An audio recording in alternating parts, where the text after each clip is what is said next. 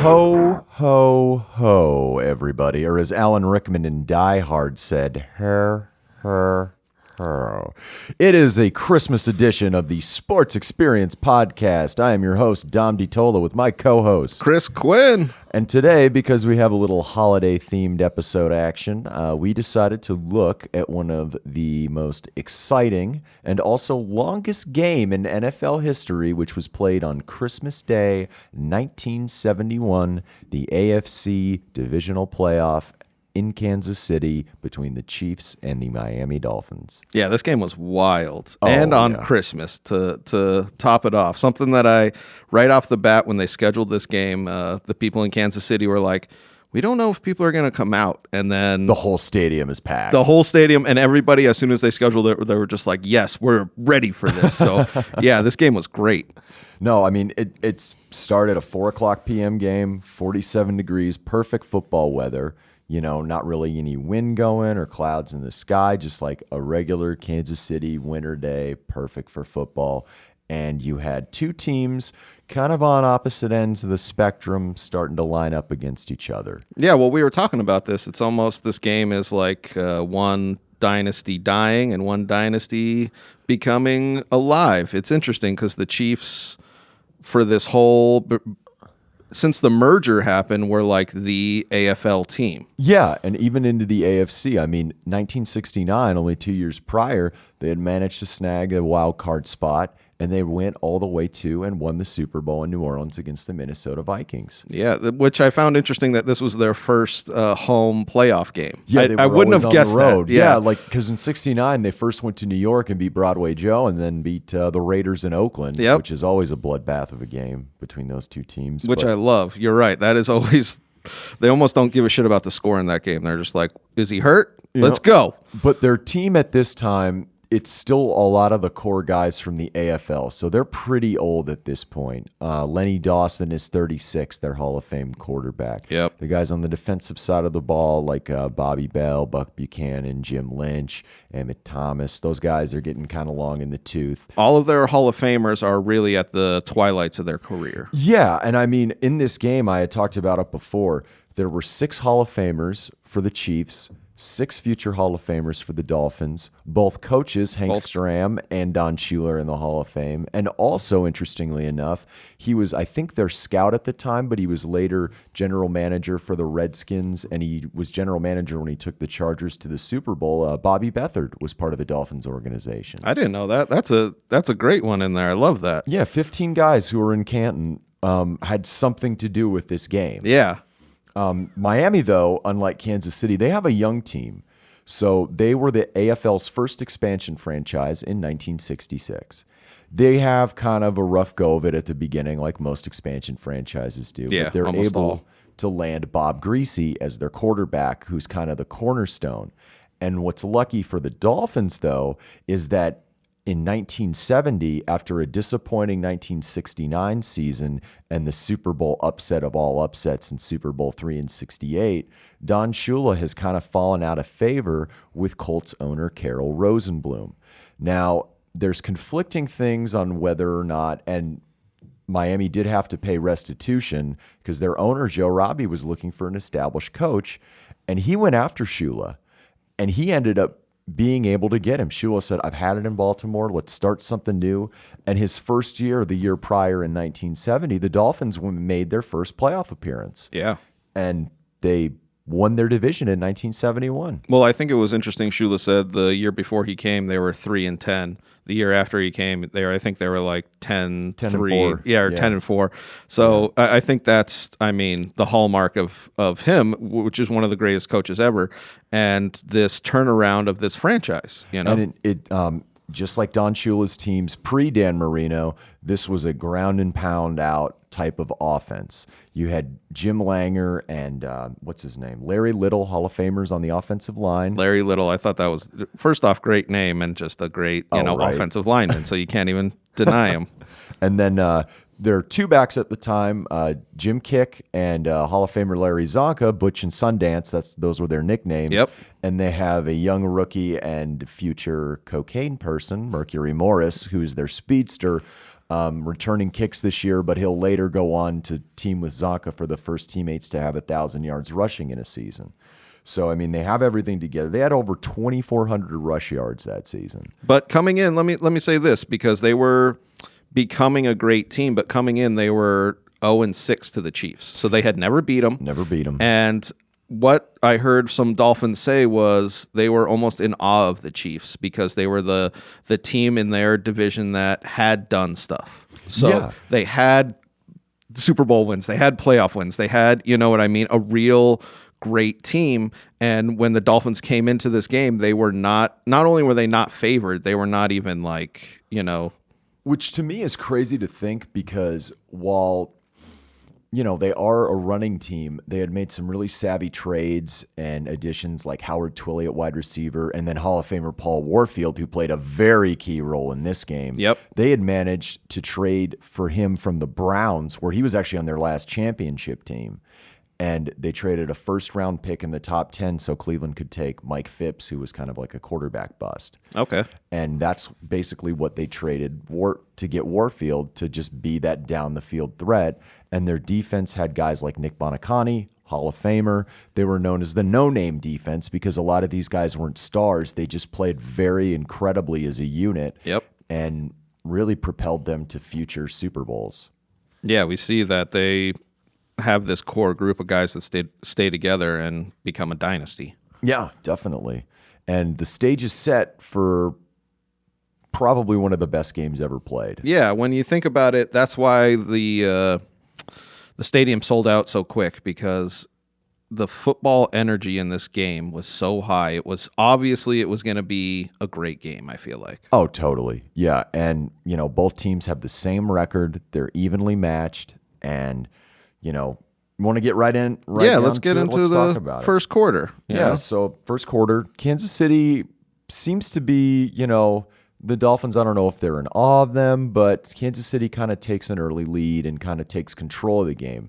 And that's always what I found weird about watching this, was like they seem to have control all the time, but Miami just kind of kept hanging around. And they kept missing opportunities to make it like a real extended lead. Blow it out. Yes. Just to kind of like get up on them and put their foot on their neck, and you know, but it didn't work. You're right though. In that first quarter, Kansas City looks like the better team. It looks like they're just kind of gonna go on and win 21-10 or whatever. And then, because they go up 10-0. Yeah, they have a field goal by Jan Stenerud, who definitely is a major factor in this game. Yeah. And another major factor in the game, on a nice little dump-off pass near the goal line, Mr. Ed Podolak goes in for a score. Yeah, Podolak comes up huge later on. And, I mean, if you're playing this game, you could tell that everybody's going to get a shitload of whatever they're doing, tackles, yards, whatever. But Jesus, he ate that day. He played probably one of the best games by a single performer in postseason history. Yes. And a lot of that, it was related to how the Dolphins defensively schemed against the Chiefs. Because what the Dolphins tried to do was bracket coverage and try and double the Chiefs' best wide receiver, Otis Taylor, who I brought up in the AFL episode about how their scouts kind of stole him from a hotel where the Cowboys were trying to keep him. Yep. And Otis Taylor had over 1,000 yards receiving that year. He was a hero of Super Bowl IV with a touchdown catch. I mean, their most dominant player throughout that game, because Miami keyed on him. He had only 3 catches for 12 yards, but what it allowed Hank Stram, the Chiefs coach, to do was say, okay, well, if you're going to do this, I'm going to run the ball a little bit more. I'm going to go to my other weapons like Elmo Wright, who had over 100 yards receiving in this game.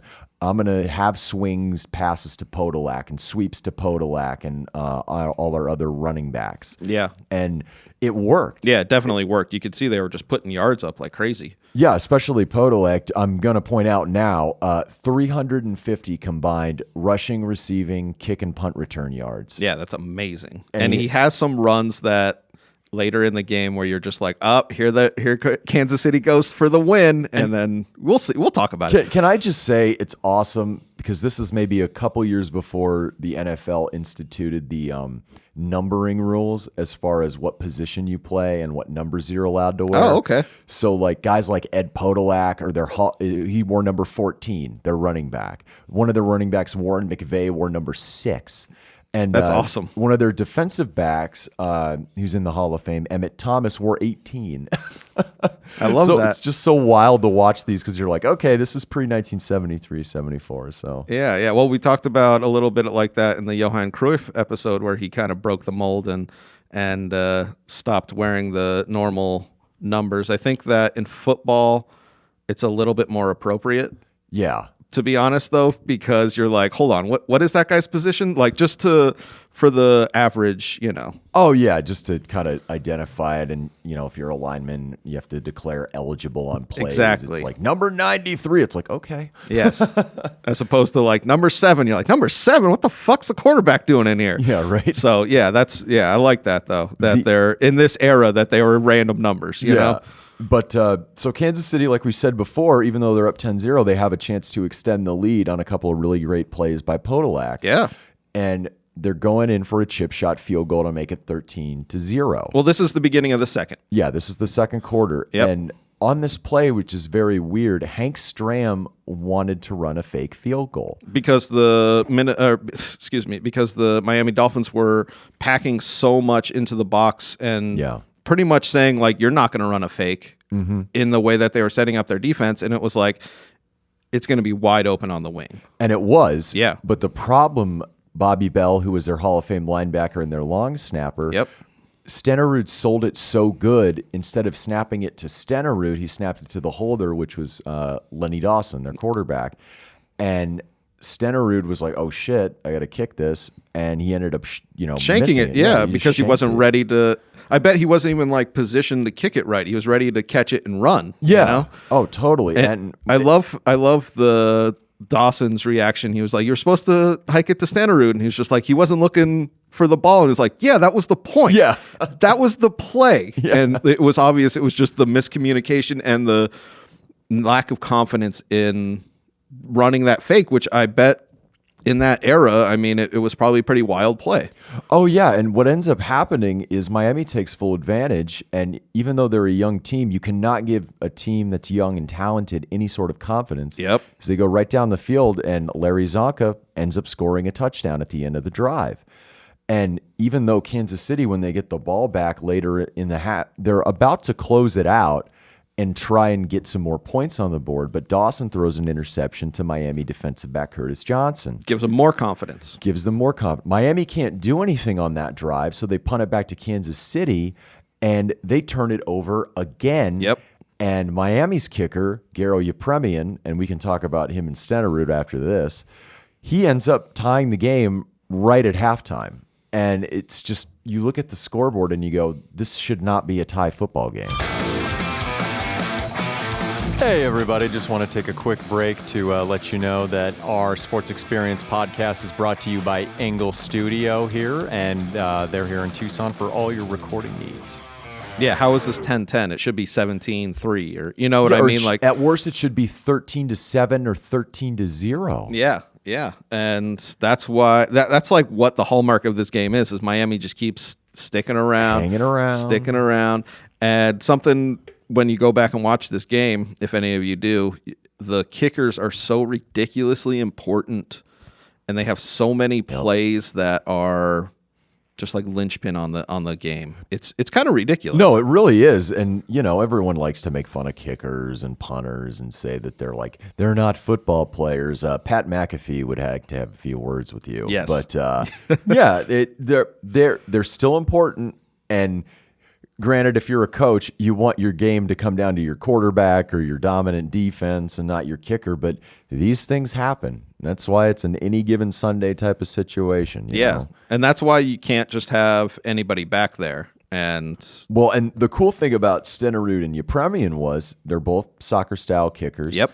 They're both not from America. Stenerud was a ski jumper in Norway. I was going to say, when you think of kickers, you don't think of him. He's like a 6'3", real athlete. Yeah. You think, you know what I mean? Like, but he was the first kicker, the first only position kicker, meaning he's not like Lou Groza, who was a lineman that just happened to kick. That happened to kick. He was the first one inducted into the Hall of Fame. Yeah. I mean, he's kicked 3 important field goals in Super Bowl 4. I was going to say, this is the one like black mark on his career is this game.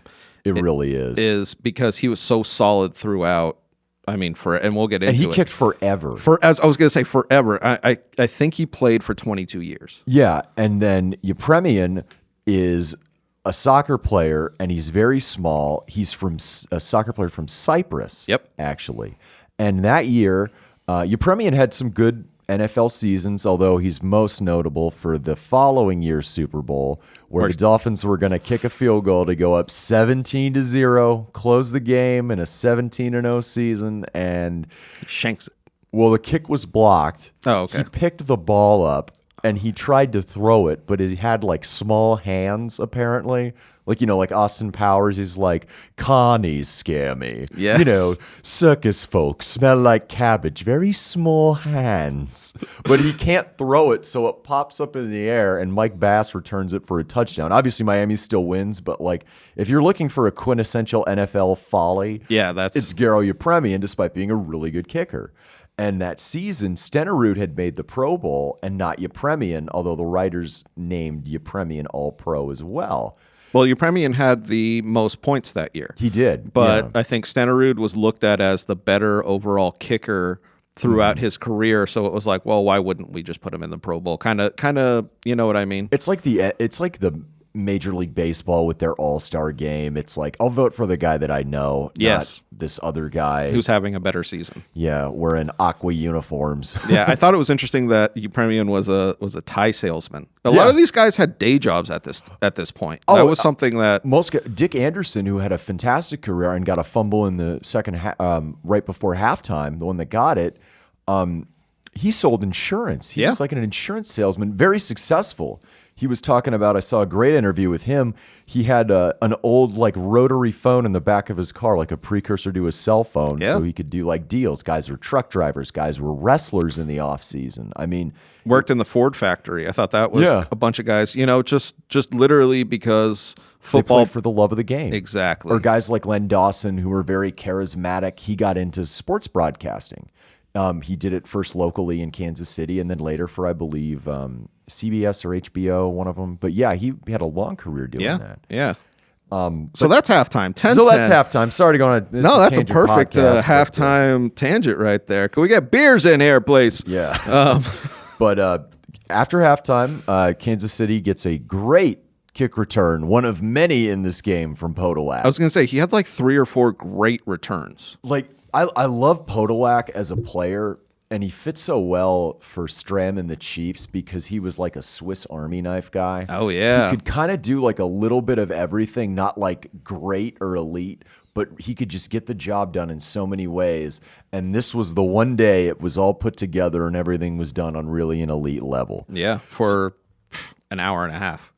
But what ends up happening is they get what ends up happening is they get the ball and they have a 10-minute drive to start the half. Yeah. And they get all the way down to the goal line and they end up scoring on a touchdown run by their big back, Jim Otis. Podolak and Wendell Hayes had a hell of a day running the ball for Kansas City because, as I said before, they took Otis Taylor away. Miami just said, that guy's not going to beat us. Yeah, if you want to beat us, it's going to be one of your other weapons. And to Stram's credit and to Dawson's credit, said, okay. Calling the game, they're like, okay. Yeah. I mean, like, we get it. Like, just Otis, decoy today, buddy. I'm sorry. Well, at the end of this 10-minute drive, I feel like the feeling in the stadium was, here Kansas City goes. This isn't going to be the way the first half went. Like, they're going to get the ball again right away. Yeah. They're going to score again right away. Get a 3 and out, get the ball back. Exactly.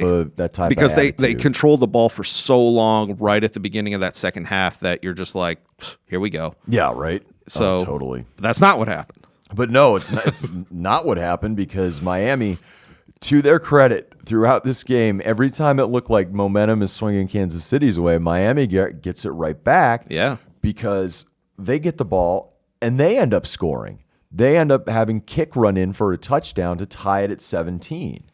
And, everything is kind of up in the air once again.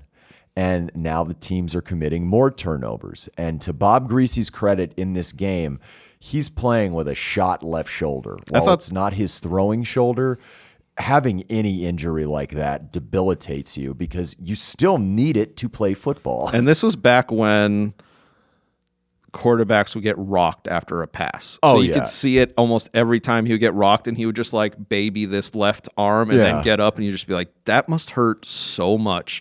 But that's football of that era. And like, you could essentially assault a quarterback seconds after he threw it too. Yes, seriously. So I'm just saying, like, he was getting hit a shit ton, and you could see his left shoulder was done. But I think he even said this. He was just like, I could still throw it. My right shoulder was working. I wasn't going to come out of the game. And it was just like, that's football of that era. Well, that's why he's a Hall of Fame player. Came up in big moments for his team.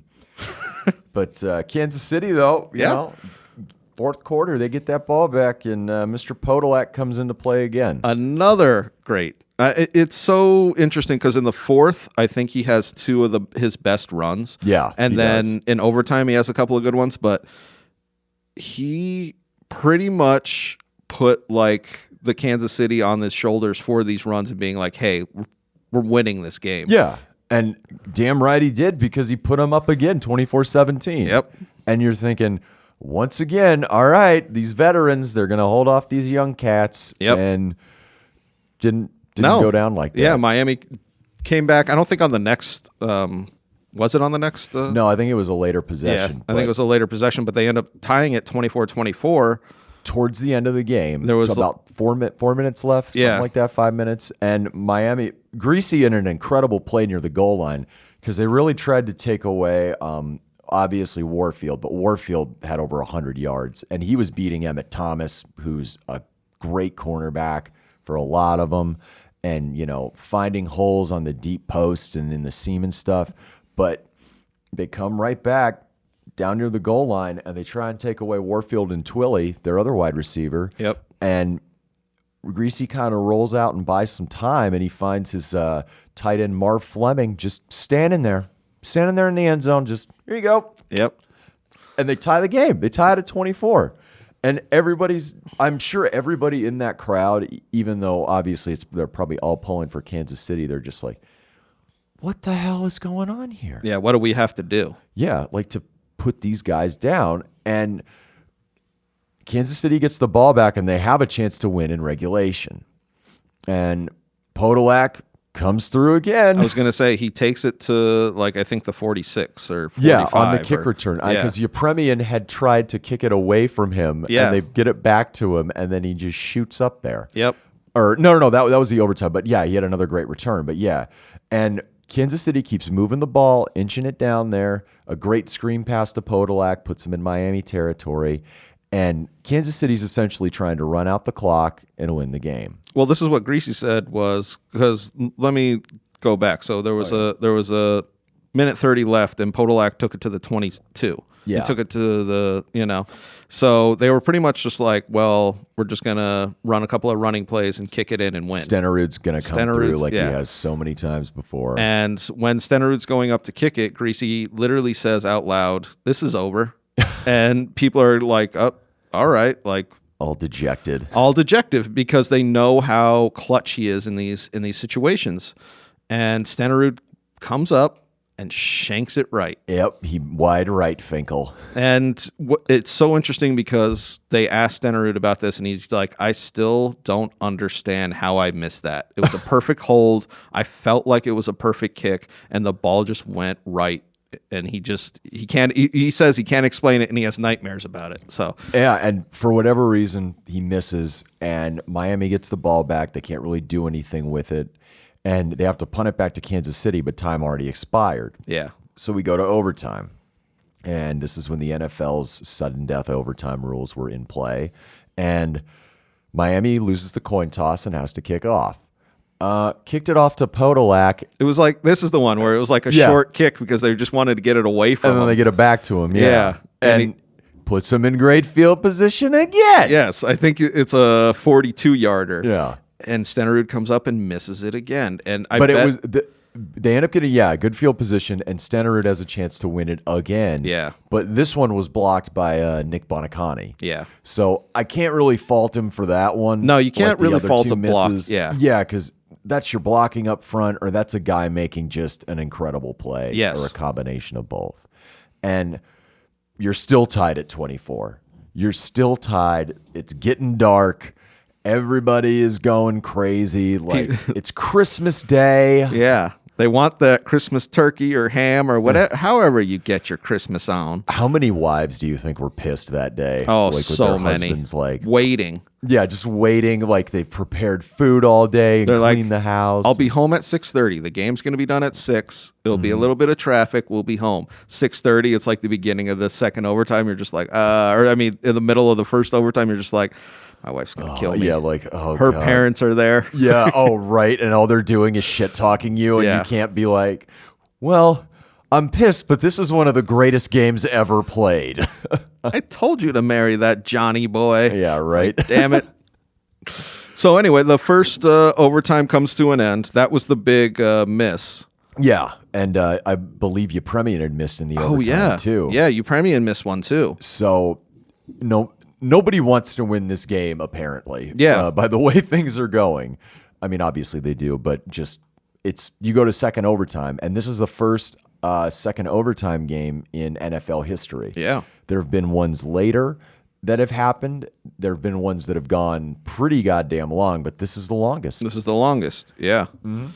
Quick little factoid: the game that this beat out as the longest game was the 62 Houston Oilers and the Dallas Texans. Yeah, that was Now, the Abner Hayes game. Who was the winning coach? Hank Stram. There you go. Lenny Dawson was his quarterback. Yeah, I love that little spider web. So, we'll get back into who loses this one, but it's like, I think that one went 2 overtimes too. I misspoke. Really? Yeah, I think that one did go double overtime. I know that one went like 10 minutes shy, so it could have. Yeah, the what was it?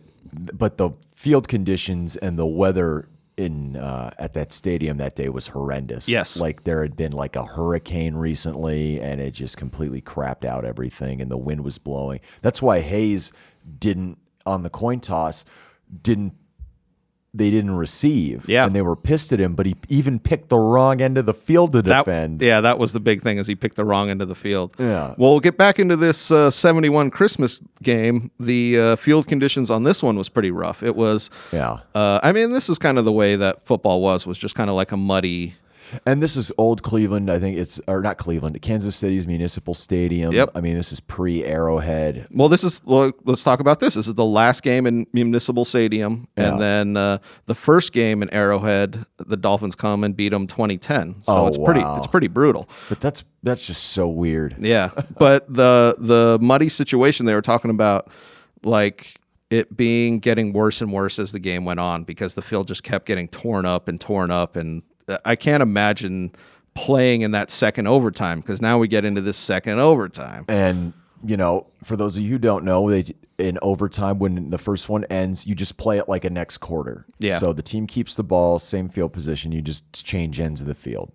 And it's getting pretty long. And it's getting to be, is this going to be a third overtime game? Yeah. Well, Podolak takes a pretty hard hit, and the guy and the Dolphins jams him into the mud, and he thinks he's going to get up and be like, what the hell, and he gets up and he just looks at him and goes, when's this game going to end?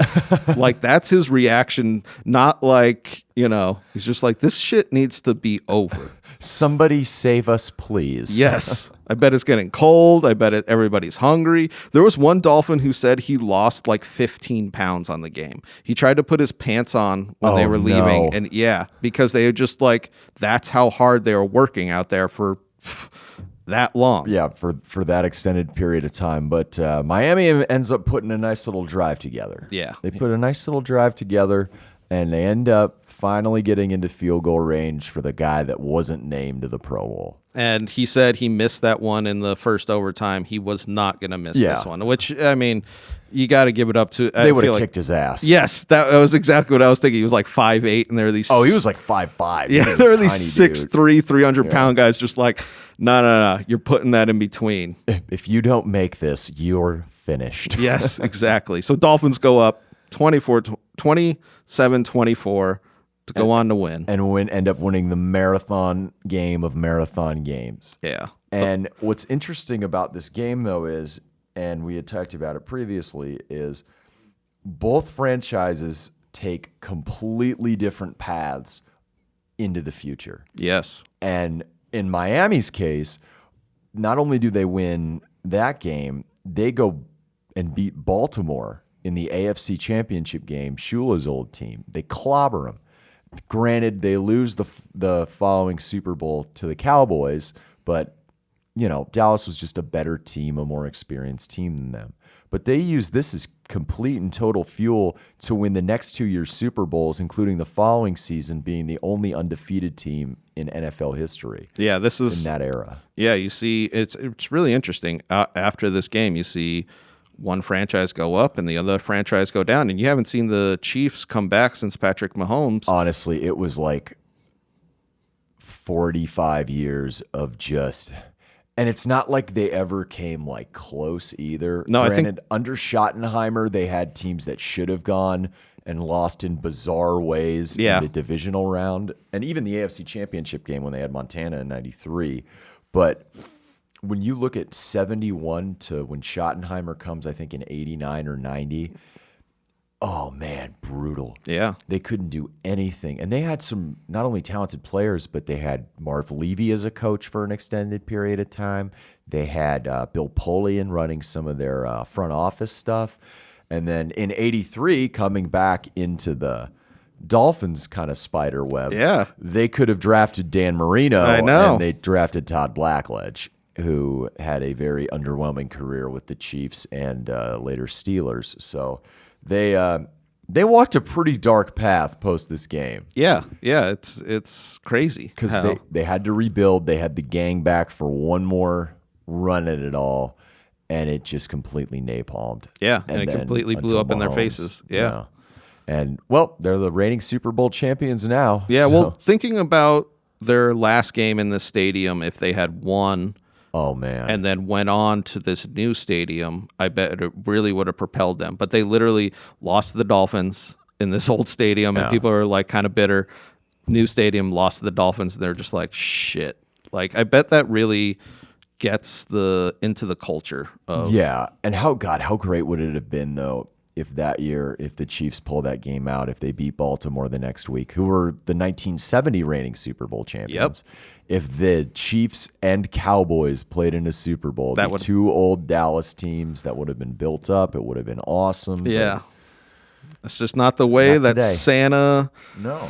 He put Kansas City on the naughty list and gave them coal. Thank you all very much, and a Merry Christmas from the Sports Experience Podcast. Hey, everybody. Thanks for listening to that podcast. This is just a stock message at the end of all of our podcasts, so we hope you enjoy. You listen to whatever athlete that was. Give us a follow at the Sports Experience Podcast on Instagram. Also, myself at Quinn Comedy on Instagram. Also, DiTolla Dominic on Instagram. Just follow us all around. If you have any suggestions for any athletes you want us to do, shoot us an email at thesportsexperiencepodcast@gmail.com. And we always are recording right here at Engle Studio. Thank you all very much.